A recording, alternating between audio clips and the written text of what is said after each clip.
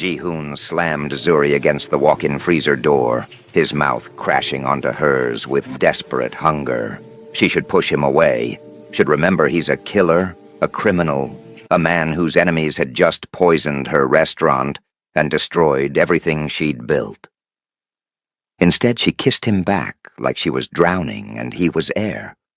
"This is a mistake," she gasped when they broke apart. "I know." His forehead pressed against hers, both of them breathing hard. "Your world will destroy mine." "Probably." His hands tightened on her waist. "But I can't let you go." Outside the freezer, his men were cleaning up a crime scene. Inside, they were crossing a line neither could uncross. But to understand how a Haitian chef and a Korean Mafia boss ended up here, you'd have to go back 3 months to a snowy Miami night that changed everything. Hello, and welcome to Afro-Korean Romance Stories. We'd love to hear from you in the comments. Like this video, and hit the subscribe button for more stories like this one. The evening Ji-hoon first saw Zuri Baptiste, he was in the middle of closing a deal that would expand his smuggling operations by 40%, sitting in the private room of his flagship Korean BBQ restaurant, while men in suits discussed shipping routes and payoff schedules. He lifted a perfectly grilled piece of galbi to his mouth, chewed once, and his face twisted in disgust. "This is garbage," he said in Korean to the chef hovering nearby, his voice cutting through the business negotiations like a blade. "Bland, soulless, fix it or you're done." The chef bowed and retreated, and Ji-hoon returned to business, unaware that across town, the woman who would unravel his carefully controlled world was losing hers.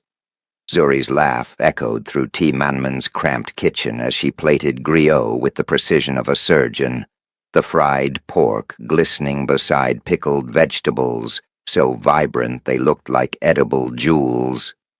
"Marcus, Table 6 needs their plantains," she called out, her Haitian Creole accent wrapping around the English words like music. The owner appeared in the kitchen doorway, and Zuri's smile died when she saw his face, defeated, hollowed out, the expression of a man who'd run out of options.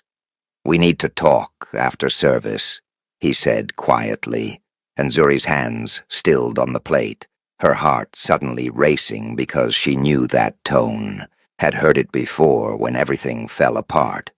3 hours later, standing in the empty restaurant with the scent of spices still hanging in the air, Marcus told her the truth. "I took a loan 6 months ago from Huang Enterprises. I couldn't make the payments. The building—" He couldn't finish, but he didn't need to. Zuri felt the words like a physical blow. Eviction, closure, the end of everything she'd rebuilt after losing her entire family to Hurricane Maria. "Who is this Huang?" Her voice came out steady despite the rage building in her chest. "Where is he?"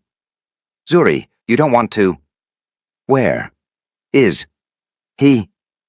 20 minutes later, Zuri stormed into Huang's upscale restaurant, still wearing her chef's coat, the fabric stained with the evidence of a full night's service, her natural hair pulled back in a practical bun, her dark skin glowing with sweat and fury. She pushed past the hostess, ignored the protests of staff members, and found him in an office overlooking the restaurant floor.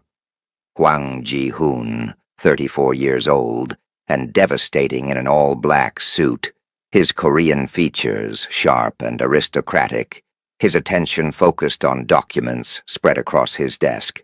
"You have 30 seconds before security removes you." He didn't bother looking up, his English perfect but accented, his tone bored. Zuri's hands clenched into fists. "You shut down T. Manman today. 15 people lost their jobs, good people with families." Ji-hoon finally raised his eyes, and Zuri felt the full weight of his gaze, cold, assessing, completely unimpressed.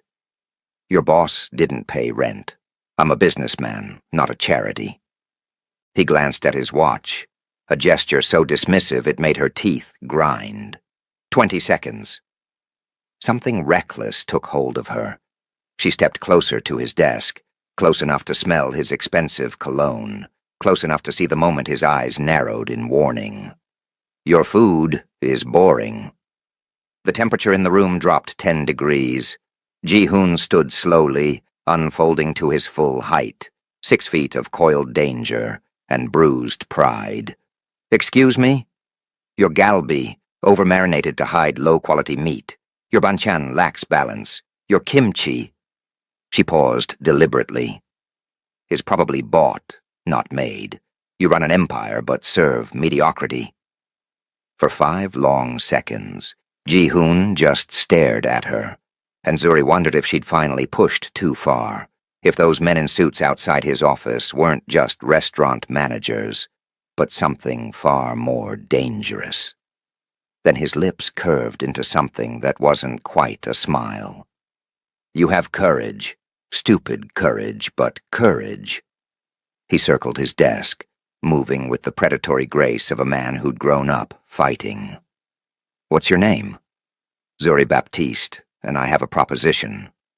I don't do business with people who insult me in my own establishment." "Then consider it a wager." She forced her voice to stay steady even as he stopped just inches away, invading her space with deliberate intent. "Let me cook one dish. If your customers prefer your food, I walk away forever. If they prefer mine, you give Marcus 3 months rent-free." Ji-hoon studied her face, his dark eyes searching for something she couldn't name. When he spoke, his voice was soft and infinitely more dangerous than when he'd been cold. "You fail. You work for me until the debt is paid. Every single dollar." He extended his hand. "Deal." Zuri took it, and the moment their palms touched, electricity shot up her arm. Not attraction, she told herself. Just adrenaline, just fear, just the desperate gamble of a woman with nothing left to lose. "Deal." The next evening, Zuri arrived at Ji-hoon's restaurant with her ingredients in a battered cooler, her hands steady, despite the hostile stares from his kitchen staff. Ji-hoon watched from his office window as she moved through the space like she owned it, commandeering a prep station, her fingers flying through mise en place with the confidence of someone who'd spent years perfecting her craft. She caught him watching once and met his gaze without flinching, and Ji-hoon felt something unfamiliar stir in his chest. Curiosity, maybe, or the first whisper of respect. He came down to the kitchen, unable to stay away, drawn by the scents rising from her station. Gochujang mixed with something he didn't recognize, something that made his mouth water despite himself. "You're using gochujang wrong," he said, leaning against her station with deliberately casual arrogance. Zuri didn't look up from the pork she was scoring with precise cuts. "I'm using it different. There's a difference. Korean cuisine has rules. So does Haitian cuisine. I'm honoring both." She lifted a spoon to his lips before he could protest. "Taste." Ji-hoon opened his mouth on instinct, and flavor exploded across his tongue. Heat and sweet, and something earthy and complex that he'd never experienced before. His eyes widened fractionally, and Zuri smiled triumphant. "That's epis, Haitian seasoning base, parsley, thyme, Scotch bonnet peppers, garlic. It's what you're missing." "Which is?" "Soul."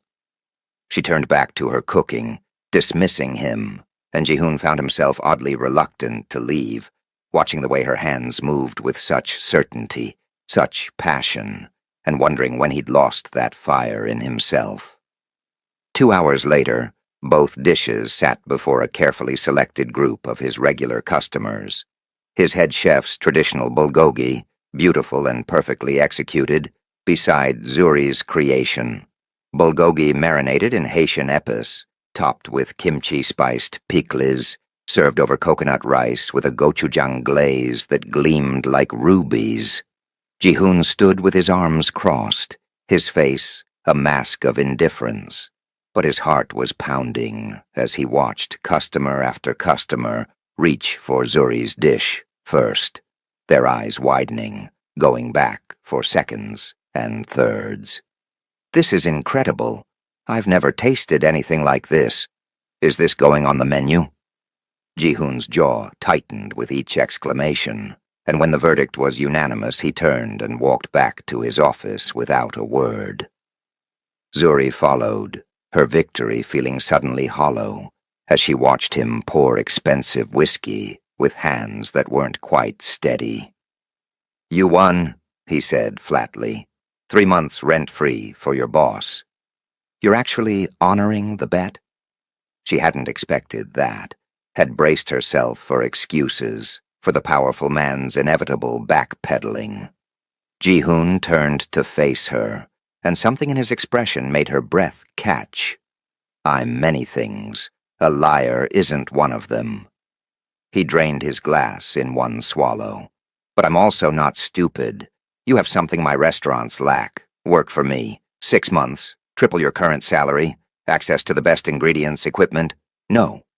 The word hung between them like a challenge. Ji-hoon set down his glass with dangerous precision. "No. I don't work for men who see food as just profit. I watched your face when people loved that dish. You felt nothing. Food is culture, memory, love. You don't understand that. So how could I work for you? You know what I really am, don't you?" His voice went soft, and Zuri's pulse kicked up because, yes, she knew. The too expensive suits on men who didn't look like restaurant managers, the way people stepped out of his path with fear in their eyes, the rumors about Huang Enterprises and the port, and shipments that came in under darkness. "I know you're a man used to getting what he wants through fear," she said, lifting her chin. "I'm not afraid of you." For a long moment, Ji-hoon just looked at her, and then he smiled, really smiled, the expression transforming his face from coldly handsome to almost beautiful. 3 months. That's how long your restaurant has before reality catches up with idealism. When it fails, and it will, you'll come back, and you'll accept my offer." Zuri headed for the door, then paused with her hand on the frame. "Don't hold your breath, Mr. Huang." She left, and Ji-hoon stood alone in his office, the taste of her food still on his tongue, something awakening in him that he'd thought dead for years.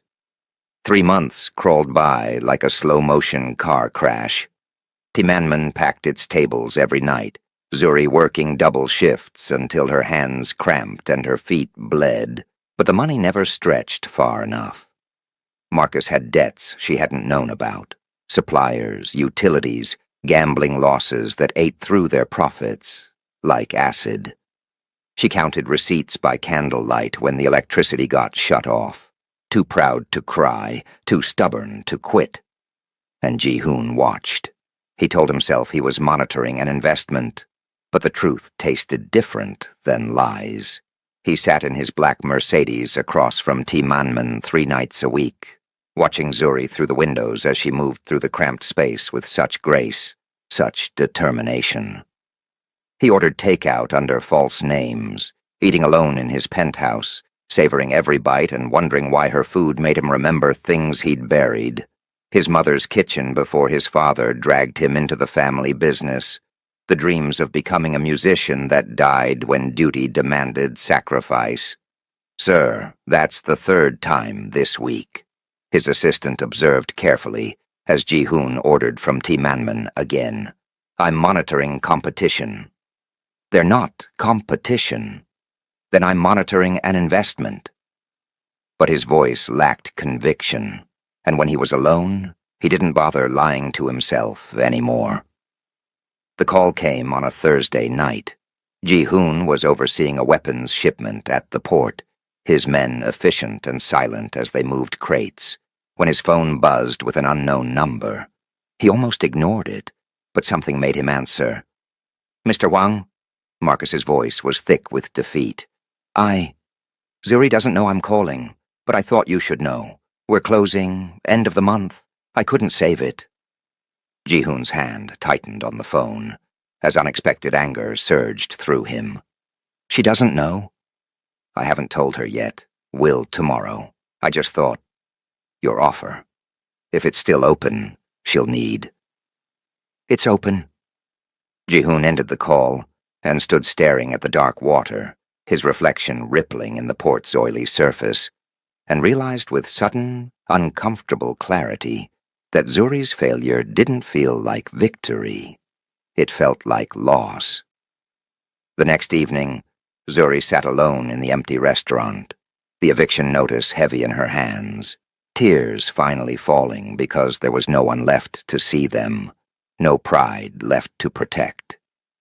The first sob tore from her throat like a physical thing, and she pressed her fist to her mouth, trying to hold back the flood of grief, for her grandmother who'd taught her to cook, for her parents and siblings lost to the hurricane, for every dream she'd rebuilt from nothing only to watch it crumble again. The knock on the door made her freeze.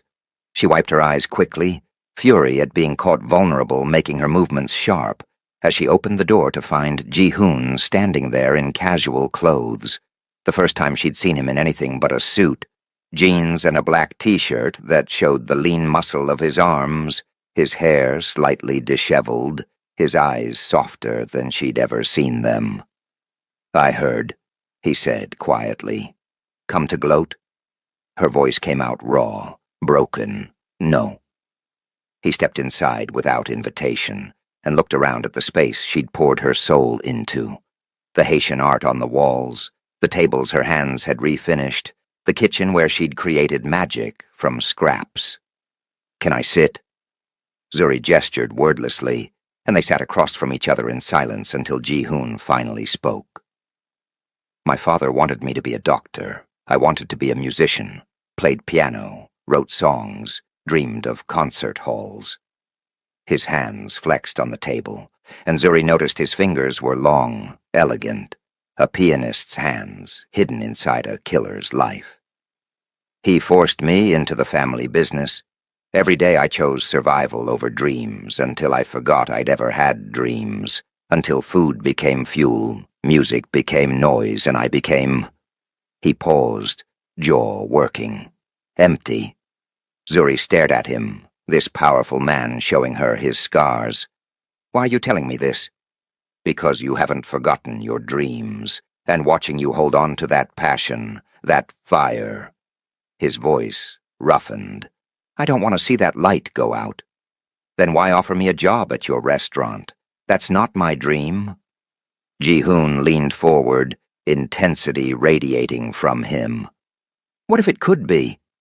And that's when he told her about the failing restaurant location, the partnership offer, the chance to build something new from the ruins of what she'd lost. Zuri listened with her heart pounding, wanting to believe but afraid to hope. And when he extended his hand across the table, she stared at it for a long moment before taking it. Partners, she whispered. Partners, he agreed, and neither of them let go. But neither of them knew that Lorenzo Vega was already watching, already planning, already seeing Zuri as the perfect weapon to destroy the man who controlled too much of Miami's underworld. The storm was coming, and it would test everything they were building together. The restaurant space, Ji-hoon showed Zuri 3 days later, looked like a graveyard for ambition. Grease-stained walls, broken equipment, the lingering smell of failure soaked into every surface. But Zuri walked through it with her hand trailing along the scarred countertops, her eyes seeing something he couldn't.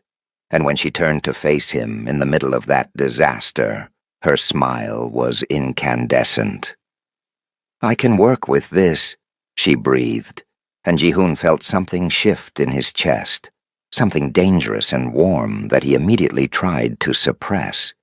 He was a Mafia boss. She was a complication. This was business. But when she grabbed his arm in excitement, sketching her vision in the air with animated hands, he stopped trying to convince himself and just watched her, light up the darkness. Their first real fight happened 2 days into renovations. Zuri wanted vibrant colors, sunset oranges and ocean blues, Haitian murals celebrating her heritage. Ji-hoon argued for sleek minimalism, clean lines, the sophisticated aesthetic that marked all his properties. They stood toe to toe in the empty space, voices rising, neither willing to bend, and his crew watched nervously because nobody argued with Ji-hoon and walked away unscathed. "This is my vision," Zuri said, her dark eyes flashing. "You promised me creative control. I promised you partnership, which means compromise." Ji-hoon crossed his arms, his body language screaming dominance. "That color scheme will alienate half our potential customers." "Your customers? The ones who want safe and predictable and boring." She stepped closer, jabbing her finger into his chest, and Ji-hoon's eyes widened because nobody touched him like that, nobody dared. "I'm building something that honors where I come from. Take it or leave it." For a moment, his crew tensed, waiting for the explosion, but Ji-hoon started laughing, a real laugh that surprised everyone including himself. "You're impossible. I'm passionate. Learn the difference." But Zuri was smiling now, too, the tension breaking like a fever. "Fine. Your colors, my layout. We meet in the middle." "That's called compromise, Mafia boss. Try it more often." They shook on it, and this time when their hands touched, neither pulled away quickly. The electricity was still there, stronger now, undeniable. Ji-hoon's thumb brushed across her knuckles before he released her, and Zuri's breath caught at the tenderness of the gesture. His second-in-command, Min-jun, pulled Ji-hoon aside later that evening. "Boss, people are talking about you and the woman." "Let them talk." Ji-hoon didn't look up from the contracts he was reviewing. "Vega's people are watching. They see her as a weakness." Min-jun's voice dropped lower. "A vulnerability they can exploit." Ji-hoon's pen stilled on the paper. "Then make sure they understand what happens to anyone who even looks at her wrong. Spread the word. She's under my protection, explicitly." Min-jun hesitated. "That kind of declaration, it's usually reserved for family, for—" "Did I stutter?" Ji-hoon's voice went cold, the Mafia boss sliding back into place, like armor. "Make it known." After Min-jun left, Ji-hoon sat alone in his office, staring at the sketch Zuri had drawn of her dream restaurant, and wondered when exactly he'd stopped being able to lie to himself about what she was becoming to him. The cooking lessons started the following week. Zuri insisted, if they were partners, Ji-hoon needed to understand food beyond profit margins. She arrived at his penthouse kitchen with bags of groceries, her natural hair loose around her shoulders for the first time since he'd met her, and Ji-hoon found himself momentarily speechless at how beautiful she looked in his space. "We're making griot," she announced, unpacking ingredients with the efficiency of a general preparing for battle. "Haitian fried pork, my grandmother's recipe." Ji-hoon rolled up his sleeves, suddenly nervous in a way that business negotiations and Mafia standoffs never made him. "I don't cook." "You do now." She handed him a knife and a cutting board loaded with pork shoulder. "Cut it into 2-inch cubes, and Ji-hoon?" She waited until he met her eyes. "Stop thinking like a businessman. Feel the food. Listen to what it needs." "Food doesn't talk. Shows what you know." Her laugh was warm, teasing, and Ji-hoon found himself smiling despite his skepticism. She was a terrible teacher, in the best way. Impatient when he moved too slowly, demanding when his cuts weren't uniform, but her passion was infectious. She stood behind him, to guide his hands through the proper motion, her body pressed against his back, her breath warm on his neck, and Ji-hoon's concentration shattered completely. "Like this," she murmured, her hands covering his, directing the knife with practiced ease. Smooth, confident, don't hesitate. Hard to concentrate with you this close. The words slipped out before he could stop them. Zuri went still, and Ji-hoon felt her heartbeat accelerate against his back. For a moment neither of them moved, the sexual tension thick enough to taste. Then she stepped away, her voice slightly unsteady. Focus, Hwang, the meat won't marinate itself. But something had shifted between them, an acknowledgement of the attraction they'd been dancing around for weeks. Ji-hoon caught her staring at him later, as he finally got the technique right, and when their eyes met, neither looked away. The air crackled with possibility, with the dangerous question of what would happen if they stopped fighting what was building between them. They cooked through the evening, Zuri teaching him about epis and Scotch bonnets, and the way Haitian cuisine told stories of survival and resistance. Ji-hoon listened, really listened, and found himself sharing things he'd never told anyone. How his mother used to sing while making kimchi. How the smell of gochugaru still made him think of her, even though she'd been gone for 15 years. How food was the last connection he had to the man he'd been before the Mafia consumed him. You're not just what they made you, Zuri said softly, watching him plate the griot with surprising delicacy. That person you were, he's still in there. How do you know? Because I see him when you laugh, when you taste something that surprises you, when you look at me like... She stopped, biting her lip. Like what? Ji-hoon moved closer, drawn to her like gravity. Like I'm not just a business partner.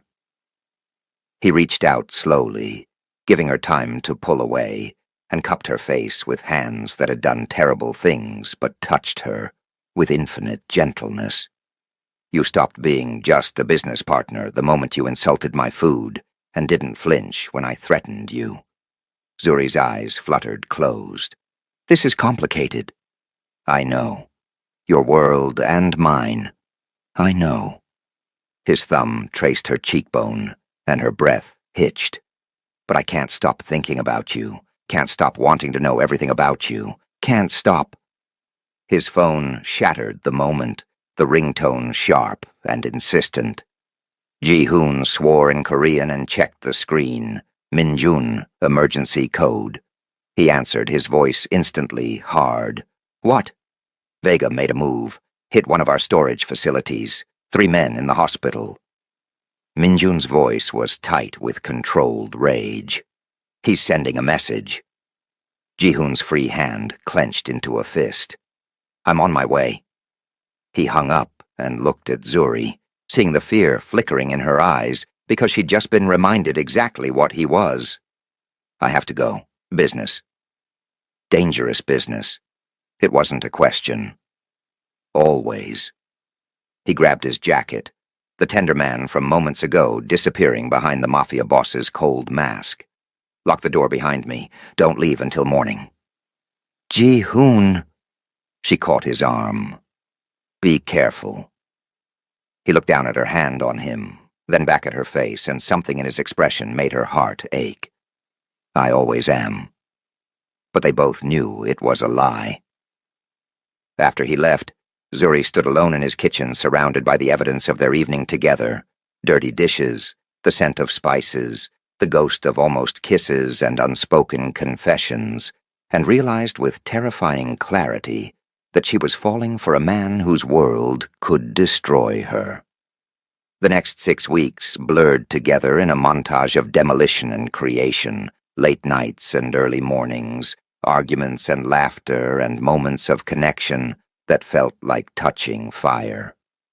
The restaurant transformed under their combined vision, Zuri's vibrant murals flowing seamlessly into Ji-hoon's sleek architectural lines, creating something neither could have built alone.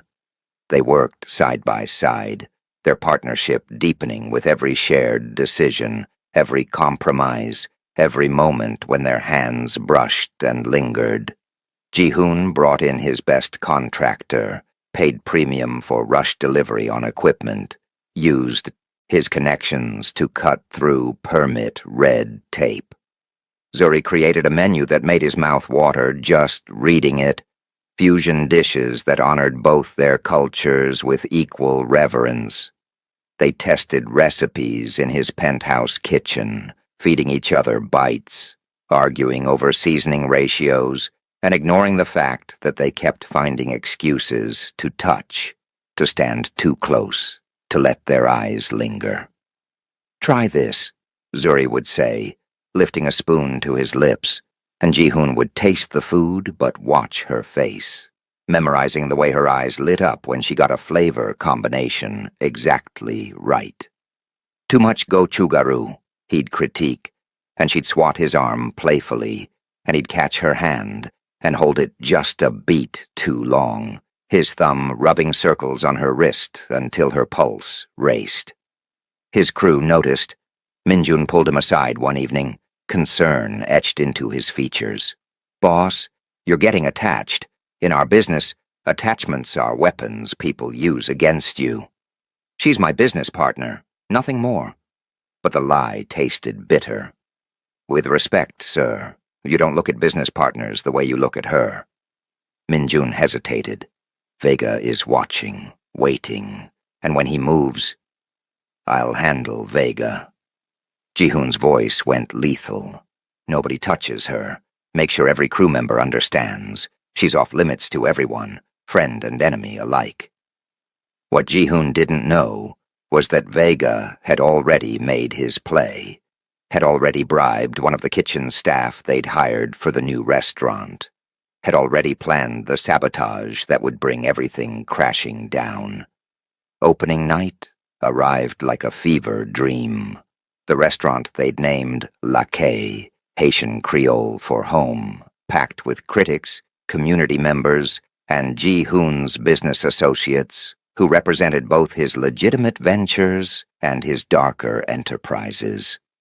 Zuri moved through the kitchen like a conductor leading an orchestra, her commands sharp and precise, her dishes going out with perfect timing.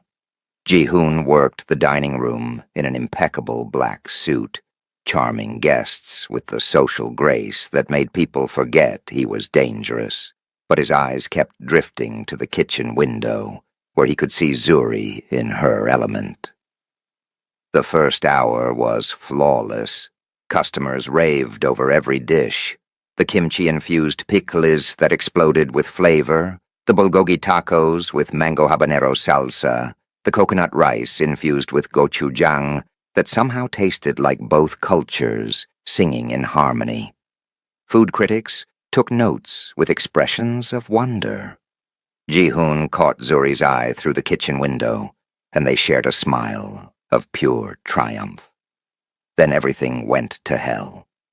The first customer complained of nausea at 8:47 p.m. By 8:55, 3 more were showing symptoms. At 9:03, someone vomited in the bathroom. Panic rippled through the dining room like wildfire, and Zuri burst out of the kitchen, her face stricken with horror. "I checked everything," she said, her voice breaking.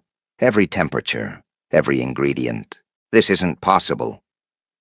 "Everyone remain calm," Ji-hoon commanded, his voice cutting through the chaos with authority. But inside, cold rage was building because he knew. This wasn't an accident. This was an attack. The health inspector arrived with suspicious speed, finding evidence of contamination in multiple dishes. Paramedics loaded sick customers into ambulances. News crews materialized out of nowhere, cameras capturing every moment of the disaster. The restaurant was shut down pending investigation, and Zuri stood in the middle of her dream turning to ashes, tears streaming down her face as everything she'd worked for collapsed around her. Ji-hoon found her an hour later, sitting alone in the empty kitchen, mascara streaked and broken. He knelt in front of her, taking her hands in his, and his heart cracked at the devastation in her eyes. "This isn't your fault. My name is on the door, my reputation. No one will ever trust me again." Her voice was hollow, all the fight drained out of her. "I should never have partnered with you. Your world did this. Your enemies. I was too proud to see that being close to you would paint a target on my back." "Zuri, don't." She pulled her hands away, and the loss of her touch felt like amputation. "Just don't. I need to think." She left him kneeling on the kitchen floor, and Ji-hoon stayed there for a long moment, breathing through the unfamiliar ache of actual heartbreak, before the grief transmuted into something colder, sharper, infinitely more dangerous. He made 3 calls, the first to Min-jun. "Find out who did this. I want names by morning." The second to his tech specialist. "Pull security footage from every camera in a 3-block radius. Someone poisoned the food. Find them." The third to his second cousin in the police department. "I need the health inspector's report. The real one, not the version Vega paid him to file." Then he sat in his car, outside the dark restaurant, and waited for answers, his hands steady on the steering wheel, but his mind replaying the devastation on Zuri's face over and over, until he thought he might actually understand what breaking felt like. The call came at 3 a.m. "It's confirmed, boss. Vega's crew. They got to one of the prep cooks, paid him to contaminate the gochujang batch before service. We have the cook in custody." Ji-hoon's voice was utterly calm, which his men knew meant violence was coming. "Bring him to the warehouse and send word to Vega. Tell him I'm calling a meeting, neutral ground, tomorrow night." "Boss, that's basically declaring war." "I know exactly what it is." Ji-hoon ended the call and stared at the dark restaurant, where he'd started to believe in something beyond power and money and fear, where he'd started to believe he could be more than what his father had made him. Vega had taken that from him, had hurt Zuri to hurt him, and Ji-hoon was going to make sure he understood exactly what that cost. But first he had to convince Zuri not to walk away from him forever. And looking at his phone, where her last text still glowed, "I can't do this anymore." He wasn't sure that was a battle he could win. The next morning, Ji-hoon stood outside Zuri's apartment, 3 floors up in a building that had seen better decades, and tried to find words that would make this right. He'd faced down rival gangs, negotiated with cartel bosses, stared down the barrel of guns without flinching. But knocking on this door terrified him. She answered on the 3rd knock, and the sight of her made his chest tight. Eyes swollen from crying, hair wrapped in a scarf, wearing an old t-shirt that had probably been her father's, based on the size. She looked at him with such wary exhaustion that Ji-hoon wanted to burn down the entire city for putting that expression on her face. "I'm fixing this," he said without preamble. "Vega poisoned the food. I have proof. By tomorrow everyone will know the truth and he'll—" "Stop." Zuri's voice was quiet but firm. "Just stop, Ji-hoon. More violence won't fix this. It'll just prove that I made a mistake getting involved with you." The words hit him like physical blows. A mistake? What did you think this was? She wrapped her arms around herself, defensive and hurting. A fairy tale. The Mafia boss and the chef, living happily ever after. Your world destroyed mine. That's what happens when people like me get close to people like you. I warned you there would be risks. You didn't warn me I'd... She stopped abruptly, but Ji-hoon heard what she didn't say. You'd what? He stepped closer, desperate. Finish it, Zuri. You didn't warn you that you'd what? Fall for you? The words exploded out of her, raw and angry and terrified. I didn't expect to fall for a man whose enemies poison restaurants to get back at him. A man who solves problems with violence and intimidation. A man who... Her voice cracked. A man who makes me feel things I swore I'd never feel again, because losing people destroys me, Ji-hoon. It breaks me in ways I can't fix. Ji-hoon stood frozen, her confession rearranging everything in his chest. You fell for me? Don't look so surprised. You're brilliant and protective, and you laugh at my jokes, and you learn to cook for me, and... Tears were streaming down her face now. And none of it matters, because your world will always hurt the people you care about. That's the truth you won't say. Then let me say another truth. Ji-hoon closed the distance between them, framing her face with his hands, his own eyes suspiciously bright. I fell for you too, the moment you called my food boring and didn't flinch when I threatened you. Every day since, watching you fight for your dreams, watching you create magic from nothing, watching you challenge me to be better than what I was raised to be. His voice roughened with emotion. You're right that my world is dangerous, that it destroys things. But Zuri, you make me want to build instead of break. You make me remember the man I was supposed to be. Ji-hoon? She was crying, openly now, her hands coming up to cover his. I'm going to end this, with Vega, with anyone who threatens you, not through more violence, but through strategy. I'm going to clear your name, rebuild the restaurant, and prove that being with me doesn't mean watching everything burn. He leaned his forehead against hers, breathing her in. But I need to know, if I do this, if I make this right, will you give us a real chance, not as partners, as what we've been dancing around for months?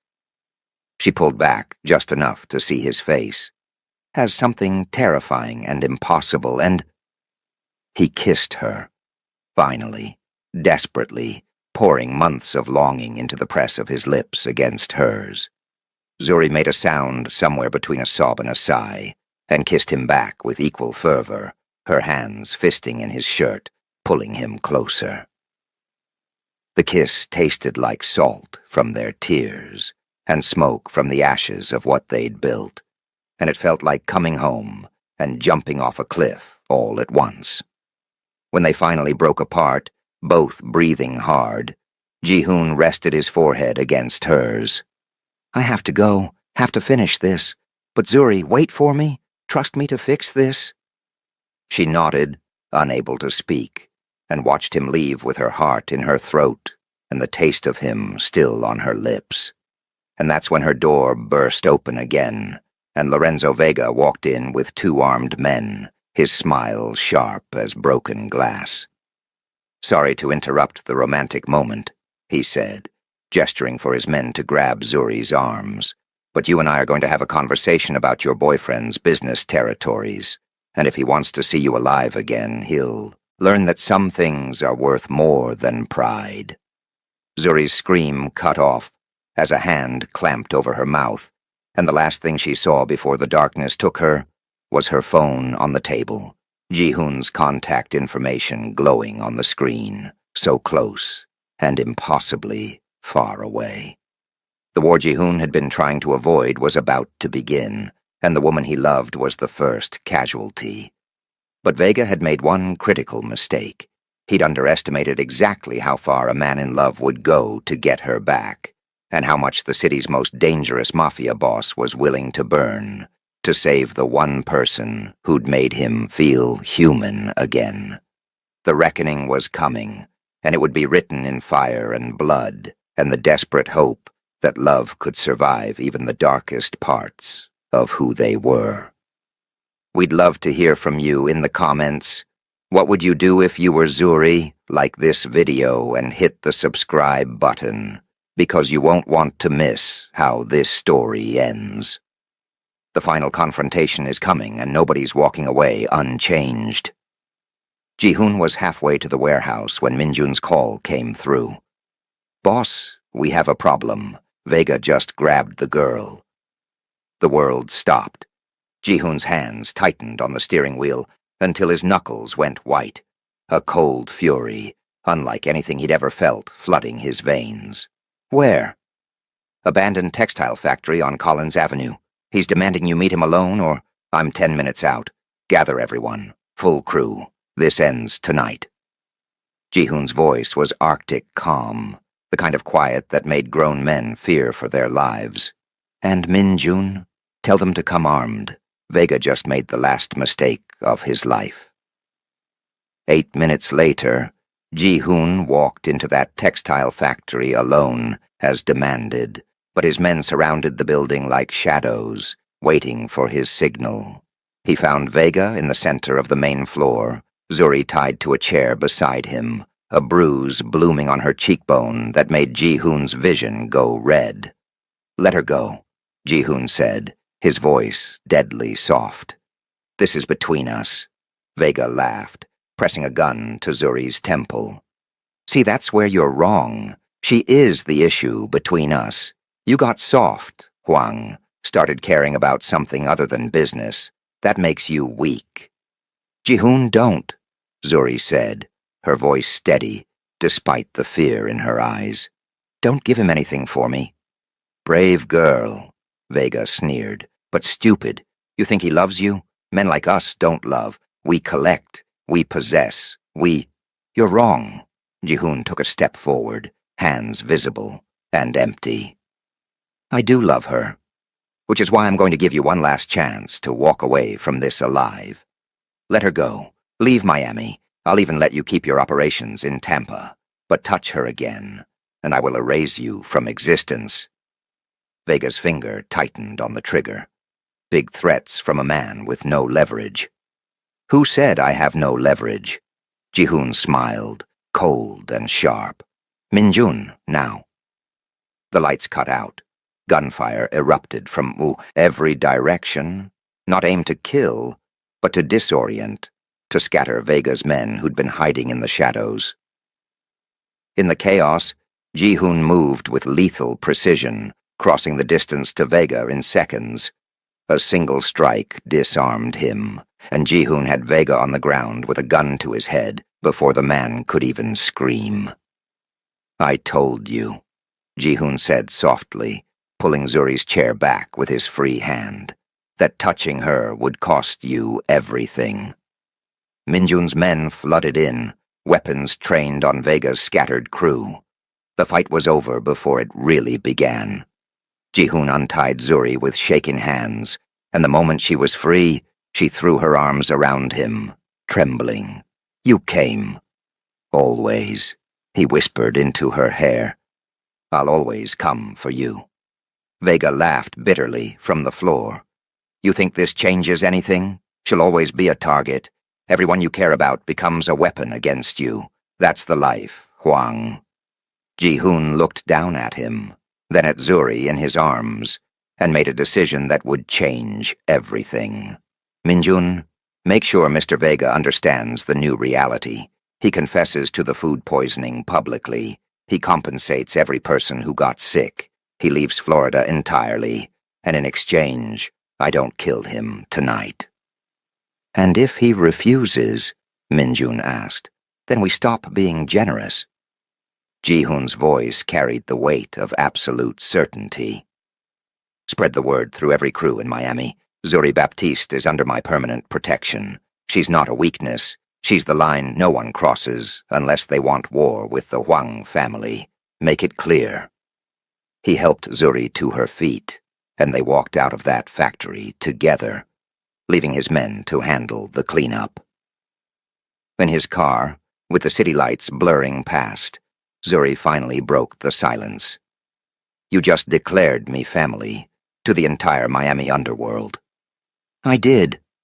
Ji-hoon kept his eyes on the road, jaw tight. That's basically a marriage declaration in Mafia terms." "I know what it means." "Ji-hoon, look at me." When he did, she saw vulnerability in his eyes that took her breath away. "Did you mean it? All of it?" He pulled the car over, turning to face her fully. "I meant every word. I love you, Zuri. Not as a possession, not as a weakness, but as the person who reminded me I'm more than what my father made me. The person who makes me want to build instead of destroy." He took her hand, threading their fingers together. I know my world is dangerous. I know being with me means living with that danger. But I swear I will spend every day protecting you, honoring you, being worthy of what you've given me. Zuri was crying again, but this time from relief, from joy, from the overwhelming rightness of this impossible love. I love you too, even though you're arrogant and controlling and you probably paid off half the city to make this work. He kissed her, swallowing her words, and she kissed him back with everything she had. All the fear and hope and desperate faith that somehow they could make this work. 6 months later, Lakai reopened to a line around the block. The food poisoning scandal had been publicly blamed on Vega's sabotage, and Zuri's name was cleared completely. Critics called it the best fusion restaurant in Miami. The Haitian and Korean communities both claimed it as their own. And every night, Ji-hoon sat at table 1, watching Zuri command her kitchen with the pride of a man who'd found something worth more than power. He still ran his operations, still commanded respect and fear in the underworld. But he also came home to a woman who called him on his bullshit, who taught him to cook with soul instead of precision, who kissed him in the restaurant kitchen when she thought no one was looking. Still scared? She asked one night after service, sitting across from him with plates of their latest creation. Terrified, he admitted. You? Every single day. She raised her glass. But this, us, it's worth the fear. They toasted to salt and smoke, to fire and ice, to 2 cultures and 2 broken people who'd created something beautiful from the ruins of what they'd lost. Their love story wasn't perfect or easy, but it was real, and it was theirs. And in a city that ran on power and money and fear, that made it the most valuable thing of all. Thank you so much for watching Zuri and Ji-hoon's story. We'd love to hear your thoughts in the comments. Did Ji-hoon and Zuri's story touch your heart? Don't forget to like this video and hit that subscribe button for more Afro-Korean romance stories. Your support means everything, and we have more incredible love stories coming your way. Until next time, remember, the best love stories are the ones that challenge us to become better than we were before.